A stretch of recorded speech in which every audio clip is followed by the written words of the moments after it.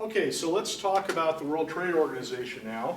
And again, on background theme, the rise of the IGOs post-World War II, the rise of intergovernmental organizations, and the trend towards having international law be dealt with and handled and enforced through organizations rather than countries in and of themselves.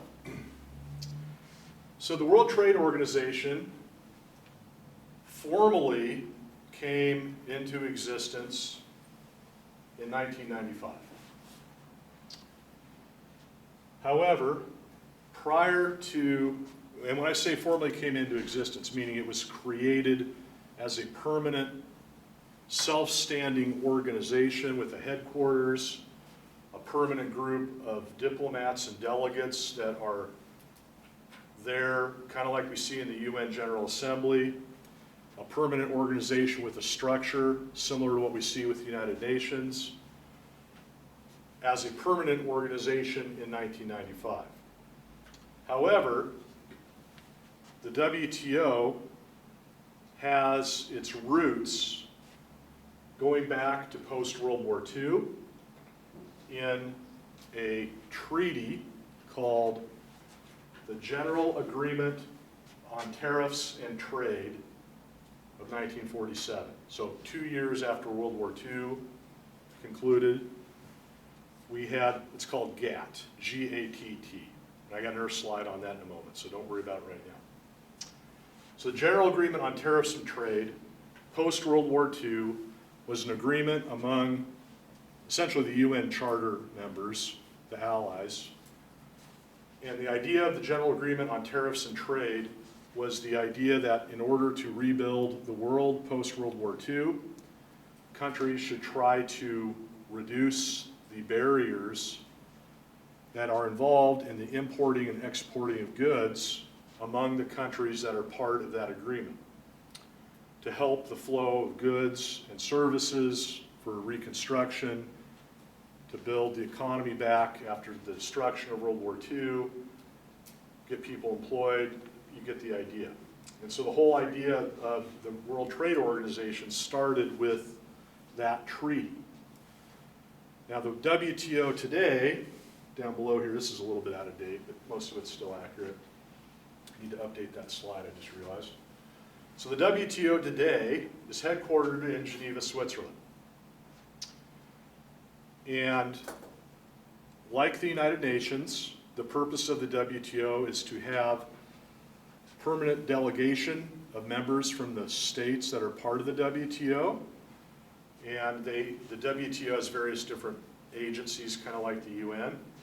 But to have an organization, whereas previously, I apologize, let's go back to this first slide.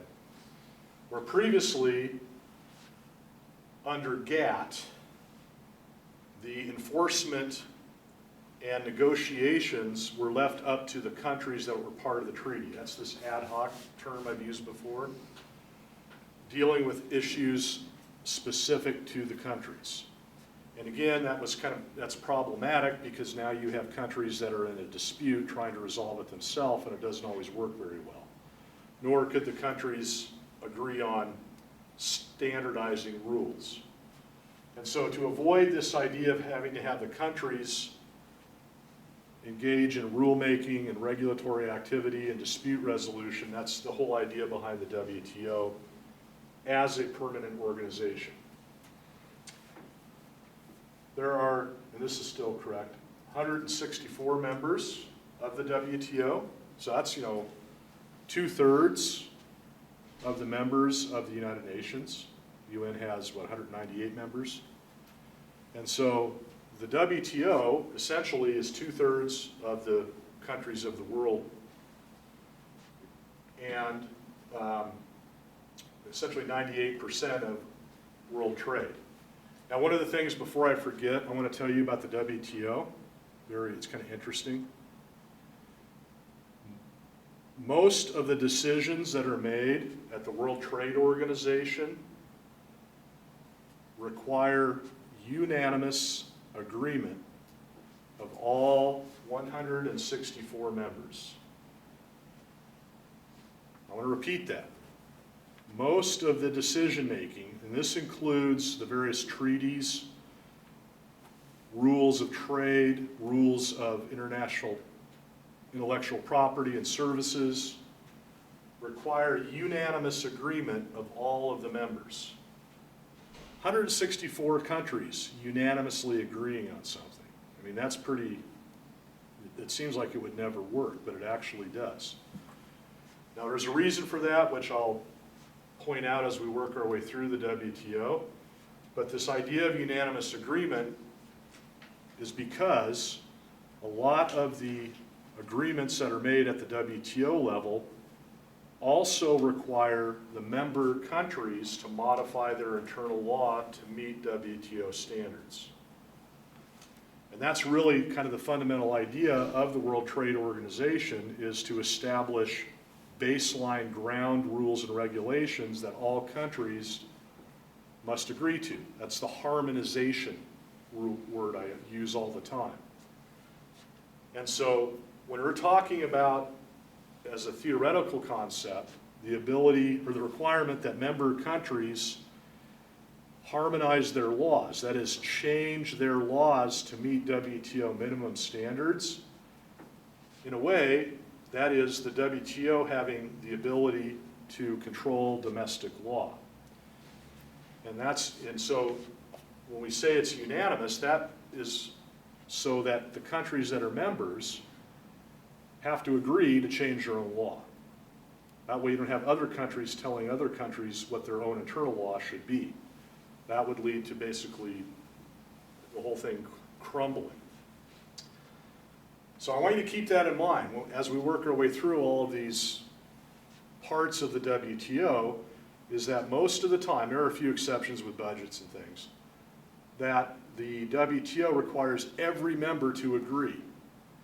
Now, that's the good part. The bad part is it can be sometimes impossible to get things done, because it's hard to get 10 people to all agree, let alone 164 countries. So just keep that in mind on everything we talk about through the WTO. You have to have this unanimous agreement.